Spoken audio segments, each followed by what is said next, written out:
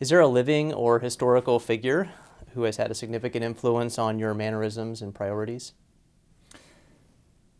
Well, we're all a function of our biographies, of whom we've interacted with all our lives. And I've had a series of mentors, and I've learned from each one of them. Of course, we didn't call them mentors in those days. They were just more senior people who gave me help and advice. Historically, as a lifelong baseball fan, I've also learned lessons in leadership from them.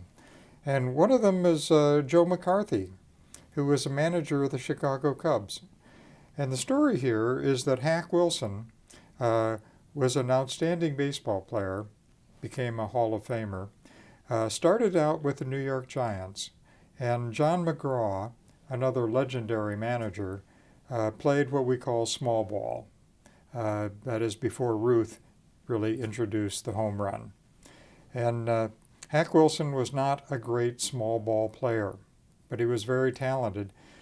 McGraw kept him tied into his system, which didn't fit Wilson very well. Wilson also had a problem with alcohol, and McGraw was a teetotaler. So you can imagine the two didn't fit too well. So he traded him to the Cubs, where Joe McCarthy was a manager, and Joe recognized both Wilson's talent, but also had the ability to manage him.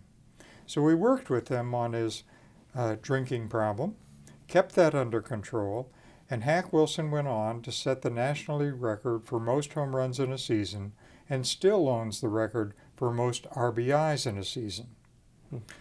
Well, Joe was fired by the Wrigleys because although he won the pennant in 1929, he didn't win the World Series. So at the end of the 30 season, he was fired, he went to the Yankees, and became a legendary manager for the New York Yankees. When he left, Hack Wilson deteriorated and was out of baseball in just a couple of years. So it's managing people. That's really what leadership is all about. Understanding them, trying to work with them to get the best out of them and minimize their deficiencies.